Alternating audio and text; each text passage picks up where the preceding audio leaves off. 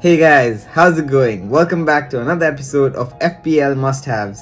Today we're going to go over Game Week 25s, a blank game week and a double game week. A lot of ups and downs coming up, a lot of captaincy debates, and I'm quickly going to go over Game Week 24. So the three players I had chosen to have as must-haves was Salah, Tarkowski, and João Felix. Well, João Felix is the one I got in and didn't pay off, but on the other hand, Mohamed Salah, 1 goal, Tarkowski, 1 clean sheet. So 6 points and 8 points. Pretty good, I'd say.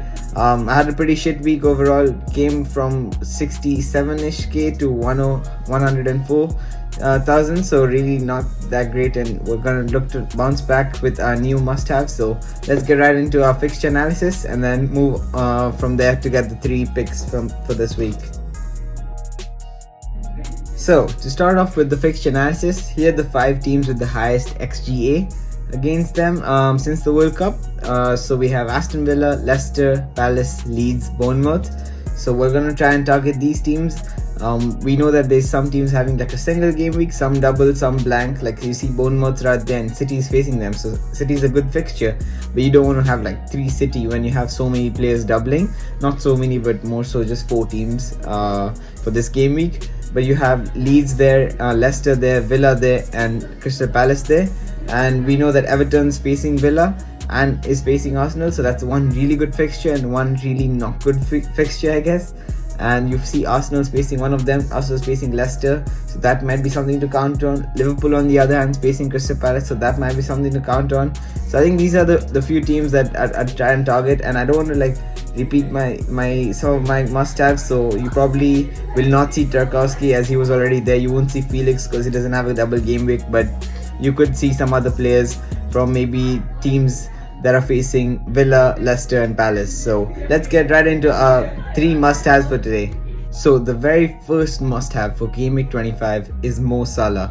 I've kind of switched the stats to the entire season more than after the World Cup, just to give some perspective on a few players in today's list. If you see Mo Salah, he's been frowned upon the whole season. Oh, he's not done well. Oh, he's had a very poor season, but he's still got 8 goals, 5 assists, and most importantly 11.36 XG in 22 games and XA of 5.07. So it's really almost like 17 returns in 22 games, which is not bad at all. I mean, it is bad for his standards, but not bad at all for in general if you leave out the price. If you look at the price, of course he's not been worth the money, but more so before the World Cup than after. I think after he has kind of got returns in two returns in 2 games, and his ownership is pretty low, although I expect it to be more than 50% by the deadline, so that's not something to consider too much. But I think Liverpool's main man, he's facing, as I mentioned, Palace and Wolves. Palace has very high expected goals against. He's been on penalties. He's scored and assisted in the Champions League. He's a regular starter for Liverpool. 180 minutes in the bag for sure, unless maybe 20-30 minutes max over 2 games that he loses out on. And he's nailed to be on that right wing, that dangerous left foot. I think I personally will captain him over Saka too, just because he's been this consistent guy who has this very high ceiling season after season, and he doesn't just become bad over one season. I think he really has so much potential to give a good score this week, and especially because he's not going to be captained by a lot of people because they lost 5-2 to Real Madrid. While we're not talking about Real Madrid in the Premier League, we're talking about Palace and Wolves. And I know it's pretty competitive, and they're not going to just walk through Palace and Wolves, but I think this is your upside chance, I guess. If a lot of people are captaining Saka and you have Salah and you captain him, you can potentially climb up the ranks a lot. This is what we're looking for with this series. Opportunities where I know potentially for Saka, he was limping a little through the first half of Villa game, and he may be prone to come off in case if they're winning comfortably in one of the games. But I feel like Salah will play the 90 regardless, so that's there. And I guess it's just a gut feeling that he's going to score more. I think Saka's done exceptionally well, but XG is high. Salah has a high XG, higher XA, and according to the stats, I'd go for him, but it's up to you, of course. So let's move into our second pick. Hopefully I've not given it away. The second pick for today is none other than Bukayo Saka. I think he's an exceptional pick. Regardless of captaincy, he's probably like very close to Salah in my opinion. Salah just edges it for me this week, but 9 goals, 8 assists, and just a price of 8.5 million. 36% ownership, which is probably going to increase this week, although a lot of people may have been tripled up on Arsenal and may not have him, so that's great.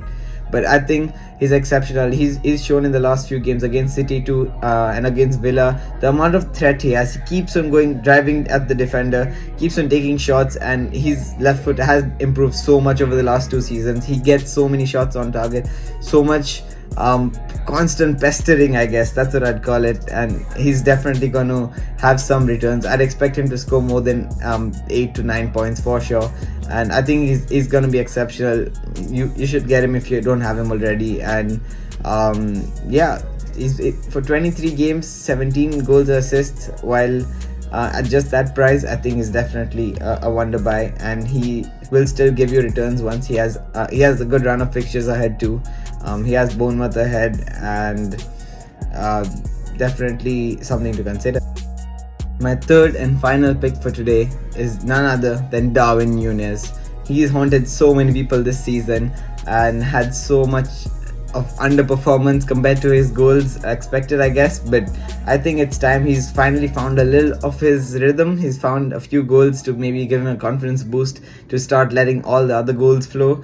But of course, we may be wrong and he just trolls everyone and goes to have a blank in both games. But I really think I feel good about him. He's priced at a decent 8.7 million, not too expensive, not too cheap, but he has an XG of 10.8 in just 17 games and XA of 4.39, so that's really around 16 goals involved, I guess, out of 17, which is not bad at all. I know he's underperformed. He's only scored 9 given 9 returns, so definitely not something to go by. But I think with his ownership, a lot of people are going to get him because they're like, oh, Liverpool have lost, maybe Salah is the only guy I want, maybe Trent. But I think Darwin Núñez is someone definitely who can have a high ceiling. He could score like 17 points and no one would be like, oh, that's a fluke, because he has been getting in those good positions. He has been giving promising promises, I guess, but not really converting them. So definitely someone to consider. He's high up on my list. Get him if you can, even if you have to take a hit from someone like, say, Mitrovic, who may not even start, or someone like Martial, who's literally not in the game anymore, or someone like a Felix who's just facing Spurs away. So definitely get him, and has a very high prospect, and we'll find out if he does well as we hope. Moving on to the watch list, I have 3 players here. Gabriel Jesus, someone who's not really playing yet and may not be here for maybe 1 or 2 weeks for sure. I think once he comes back, he is bound to play, just because the literal reason that I put him here is because of Nketiah's missed chances. He's had even worse underperformance of XG than Núñez after the World Cup. I think he's been pretty terrible. He's had so many things come up to him, but he's not being able to finish. And I think what Arsenal are truly missing to truly fight for the title race against City is Gabriel Jesus. I think he was very clinical, not just his finishing, but his build-up play, his contribution to the team off the ball and before they even enter the D. So he's definitely someone to watch out for. I think he's going to get back his place maybe in like 3-4 game weeks once he comes off the bench a few times. So definitely someone to consider. In terms of Tony, he has a double game week, both Tony and Mitoma, double game week in 27 and 29, and they're blanking right now in 25. That's why they're not really on the must-haves, but I think they're soon going to be on the must-haves series. Definitely 2 players who have given good returns after the World Cup. Mitoma scoring some 11 pointers, Tony scoring some 9 pointers, and definitely I want them on my team if I want to have that high upside, especially because they have really good fixtures in 27 and 29, while you may not have a lot of other players, especially in 27. So yeah, that's it for today. Let me know what you think down in the comments. Subscribe to our channel, like the video, and let's see how these must-haves do, and then be back for the next one.